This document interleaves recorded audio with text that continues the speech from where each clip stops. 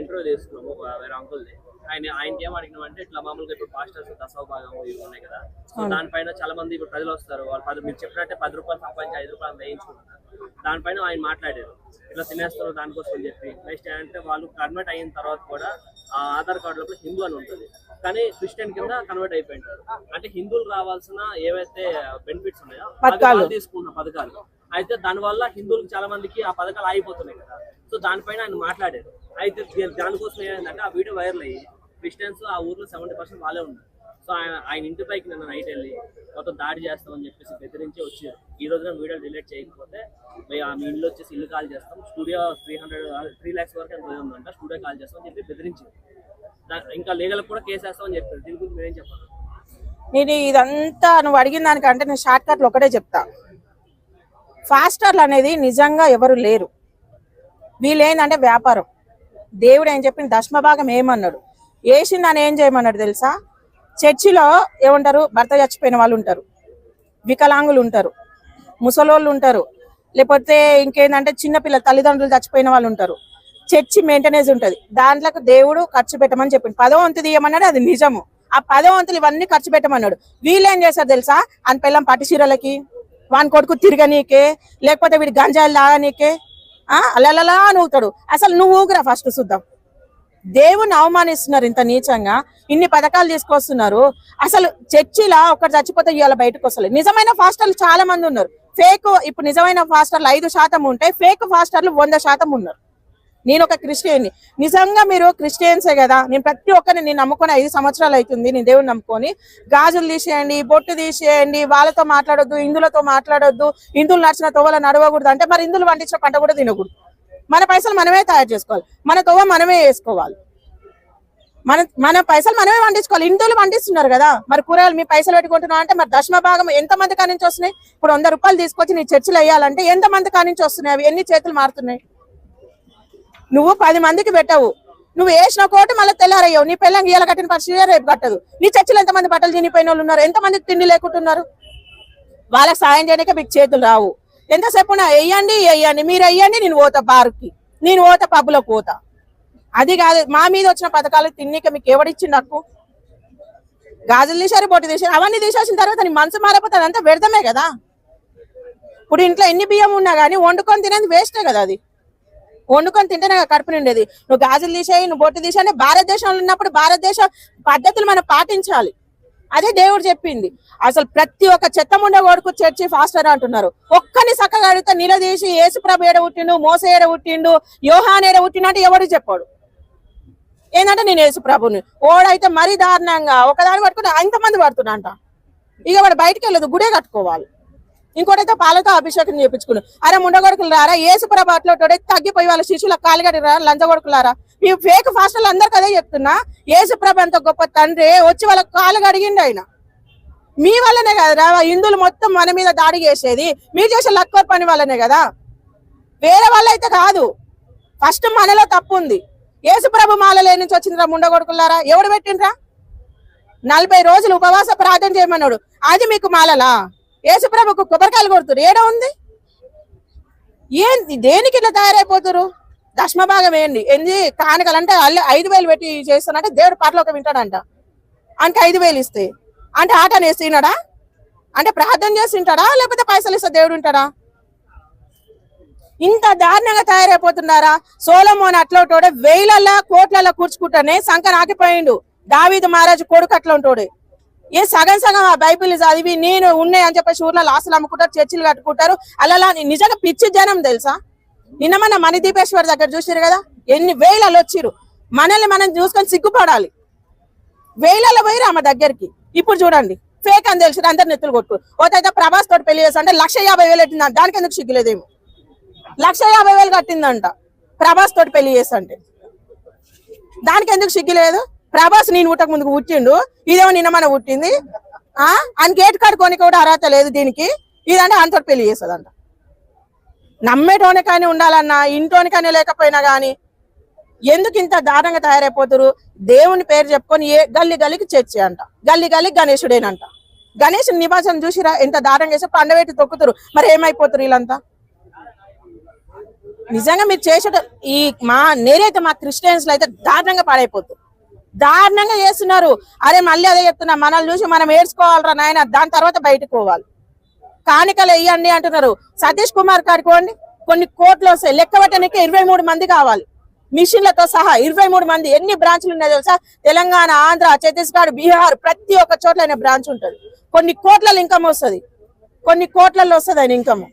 మరి ఏదది ఎక్కడ పోతుంది ఆ డబ్బంతా? ఇంకో విషయం ఏంటంటే, కల్వా టెంపుల్ మీరు చెప్పారంటే, ఆ కల్వా టెంపుల్ మాకు ఒక ఆమె క్రిస్టియన్, ఆమె పోయి అందులో వెళ్ళి అంటే జస్ట్ ప్రార్థన చేసి వస్తాం అనుకుంటే ఆమె పక్క దశమ భాగం అయితే ఇవ్వాలని చెప్పి ఆయన డిమాండ్ చేశారు. డిమాండ్ చేస్తున్నారు కాబట్టి చెప్తున్నా. నేను పేర్లతో సహా చెప్తున్నా.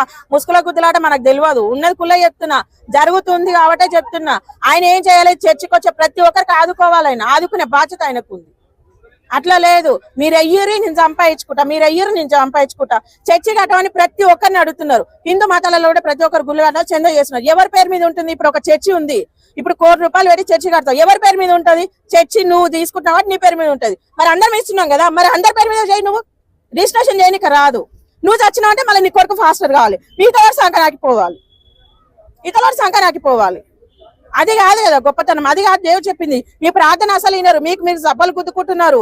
అబద్ధ ప్రవక్తలు ఎంత మంది వస్తున్నారని దేవుడు చెప్పింది కదా, అది మీ నాశనాన్ని మీరే కోరుకుంటున్నారు. 10 మందికి సాయం చేయండి, మేము నిజంగా కాపాడుతున్నాము. మీ సాత్వికంతో కాదు సన్నాసులాగా తయారైపోతున్నారు. ఏడుంది మీ సాత్వికం? ఇంటింటికై సువార్తగా దేవుడు చేయమని, గల్లీలలో మైకులు పెట్టుకోమని దేవుడు చెప్పిండు. ఇలా నాకు కష్టం వచ్చింది, నాకు అప్పులకు ఉన్నా, ఎవరు నాకు సాయం చేసలేడు అంటే 100 దగ్గరకు పోయి నీ దగ్గర 100 ఉందో 50 ఉందో ఇచ్చి, నీ ఇష్టం ఉంటే దేవుని నమ్ముకో, లేకపోతే లేదని చెప్పను. ఈ అమ్మ ఏ గల్లి చూడు యేసు ప్రభు పాట లేదంట, ఏడ చూడు ఫ్లెక్స్ లేనంట, ఇవి ఊపుకుంటారా? నా తండ్రి నాకే గొప్ప, నీ తండ్రి నీకే గొప్ప. నా తండ్రి కాడికి వచ్చే నీ తండ్రి గొప్పడు కాదంటే నాకు మాటదా? అదే అక్క, ఇప్పుడు ఏంటంటే, ఇప్పుడు మీరు చెప్పినట్టు మీరు ఒక క్రిస్టియన్ నాకు ఒక విషయం చెప్పండి. ఇప్పుడు ఏదైతే హిందువులు ఎక్కువ ఉండే ఏరియా లోపలికి పోయి వాళ్ళు ఆల్రెడీ ఒక దేవుడు నమ్ముకున్నాక మీరు చెప్పినట్టే మీ దేవుడు మంచిగా, మా దేవుడు మంచిగా అని చెప్పి అలా వాళ్ళు ప్రచారం చేస్తున్నారు. ఇప్పుడు ఎవరికైనా మన ఇంట్లో మా అమ్మ గొప్పదిగా, మీ అమ్మ గొప్పదిగా. నేను అదే తమ్ముడు, నేను ఇంగ్లీష్ లో చెప్పలేదే, నాకు తెలుగే వచ్చు, హిందీ కూడా రాదు, అదే చెప్తున్నా. కొడుతుంటే హిందువులు దాడి చేస్తున్నా అని చెప్పి దాన్ని చిత్రీకరిస్తున్నారు. హిందువులు చేసేది కూడా తప్పే. ఇప్పుడు పోతున్నారు, వాళ్ళు చేసినప్పుడే ఈసారి చేసినావు, ఇంకోసారి చేస్తే ఖచ్చితంగా తంతమనాలి, దానికి ఒప్పుకోవాలి ఎవరైనా. కాకపోతే ఆల్రెడీ చాలా సార్లు చెప్పారు అంటే ఒక ఊరికి 10 సార్లు రారు, బట్ ఈ ఊరు కాకపోతే ఇంకో ఊరికి వెళ్తారు, ఆ ఊరు నుంచి ఇంకో ఊరికి వెళ్తారు. ఇప్పుడు ఒక ఊరు చెప్పినప్పుడు వాళ్ళకైనా బుద్ధి ఉండాలి కదా, ఒక ఊరు వద్దన్నప్పుడు ఎక్కడికి మనం వెళ్ళకూడదని. కానీ ఈ ఊరు కాకపోతే ఇంకో ఊరు కాకపోతే ఇంకో ఊరు వెళ్తున్నారు. అలా అయినప్పుడు కొడుతున్నారు, ఏదో ఊరు కొడతారు. ఒక నిమిషం ఆగు. ఇంట్లో ఇప్పుడు నాకు 2 కొడుకులు, పెద్ద చెప్పి చిన్నోడే ఈనోడు. ఇప్పుడు ఈ తెలంగాణ వరకే వేసుకున్నాము, కొన్ని వేల చర్చిలు ఉన్నాయి. అందరు మాట వింటారా? ఎవడు ఈనాడు, ఎవరి మైండ్ సెట్ వాంది. కానీ దేవుని మాట నిజంగా వింటే ఇట్లా చెయ్యరు. దేవుడు చెప్పింది నేను ఇప్పుడు చెప్తున్నా మీ ముందే కదా. ఇప్పుడు కష్టాలలో ఉన్నారు, నేను చచ్చిపోతా, నాకు ఇంట్లో తిండిక లేదు అన్నప్పుడు చర్చి ఫాస్టర్ పోయి నీ కాడ 100 ఉందో 50 ఉందో వాళ్ళకి ఇచ్చి, అమ్మ ఇట్లా నువ్వు నమ్ముకో, నీకు ఇష్టం ఉంటే నమ్ముకో, లేకపోతే లేదని ఇంట్లో కూర్చొని చెప్పి ప్రార్థన చేసి రావాలి. గలీలకు పోయి వీధులకు పోయి అన్నోని లేపి నువ్వు నిజమైన దేవుని కడుపు నిండా తినడానికి నువ్వు అన్నం పెడతా తింటాడా? వాడి బిర్యానీ పెట్టు, బగారా పెట్టి ఏది పెట్టినా తినాడు కదా.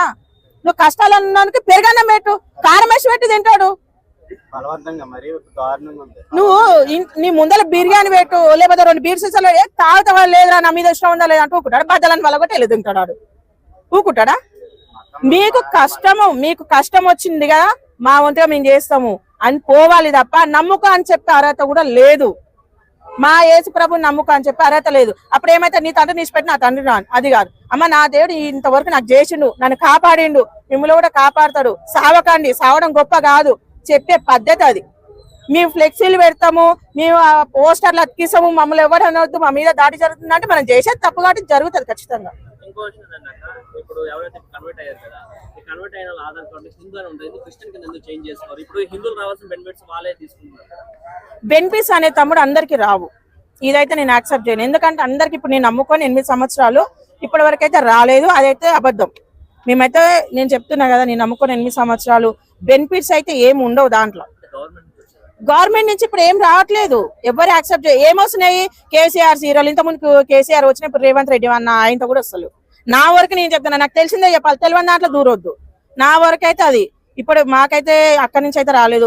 బయట నుంచి నువ్వు అన్నట్టు ఇప్పుడు సతీష్ కుమార్ ఉన్నారు, పెద్ద పెద్ద బ్రాంచ్లు ఉంటాయి చూసినా, బయట నుంచి వస్తాయి వాళ్ళకి ఫండ్స్ వస్తాయి. ఎందుకు వస్తాయి అంటే నేను చెప్పిన వికలాంగులకు కానీ, కుంటి వాళ్ళకి కానీ, గుడ్డి వాళ్ళకి కానీ, మూగ వాళ్ళకి కానీ వాళ్ళకి సాయం చేయండి అని వస్తాయి. వీళ్ళు ఏం చేస్తారు తెలుసా, వన్ పిల్లం పట్టు చీరలకి, వన్ పిల్లం లంగలకి, వన్ పిల్లం జాకెట్లకి, వన్ కొడుకు దానికి తిరగనికి దానికి ఇస్తారు. నేను వాళ్ళకి వచ్చే బెనిఫిట్స్ గురించి చెప్పట్లేక, హిందువులకి అంటే మైనారిటీస్ వీళ్ళు ఉంటారు, గవర్నమెంట్ నుంచి వచ్చే బెనిఫిట్స్ ఉంటాయి కదా, ఆ బెనిఫిట్స్ హిందువులకి అందుతాయి యాక్చువల్లీ. అయితే ఆ హిందువులు అప్పుడు కొంతమంది క్రిస్టియన్ కింద కన్వర్ట్ అవుతారు. అయితే క్రిస్టియానిటీ అని చెప్పేసి వాళ్ళు ఆధార్ కార్డులో పెట్టుకోరు, హిందూ అని పెట్టుకున్నారు. ఎందుకంటే వాళ్ళు బెనిఫిట్స్ కావాలి గవర్నమెంట్ వచ్చేది. సో అవి దానివల్ల ఎందుకు చేంజ్ చేసుకోరు ఎందుకని అడుగుతారు. ఎందుకంటే ఇప్పటివరకు మాకు ఏ గుర్తింపు లేదు. క్రిస్టియన్స్ అని చెప్పేసి ఇప్పటివరకు గుర్తింపు లేదు. హిందువులు అన్నప్పుడు గుర్తింపు ఉంది, కానీ ఇప్పుడు మాకు లేదు కాబట్టి ఇప్పటివరకు అయితే మార్చుకోలేదు. ఇప్పటివరకు ఏ గుర్తింపు రాలేదు గవర్నమెంట్ నుంచి. ఒక ఇజ్రాక్ రాలేదు, ఇంకోటి క్రిస్టియన్స్ కి రాలేదు. నువ్వు బాగా అబ్జర్వ్ చేసుకో, ఇజ్రాక్ రాలేదు బెనిఫిట్స్. ఎందుకంటే యాక్సెప్ట్ చేయట్లేదు.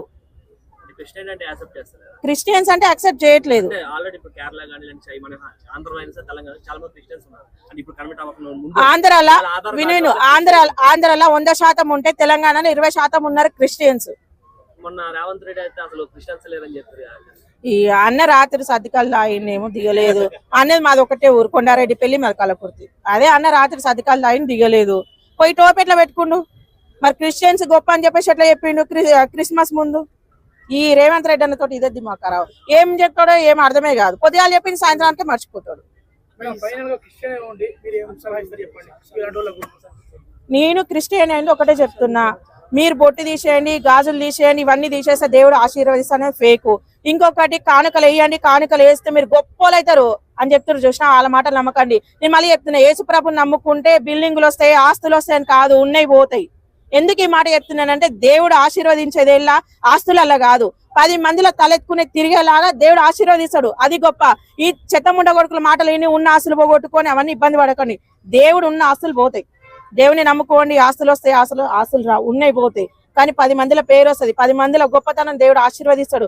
మనుషుల బ్రతికేలాగా దేవుడు చూపిస్తాడు. నిజమైన చర్చకోండి, పనికిరానిలో ఈడుదంతా ఆడబోయి వాడతాడంట, ఇంటికి పోతే ఆయన పిల్లమే కోరిక తీసుకొని పొట్టు కొడుతుంది. అది వానికి తెలియదు.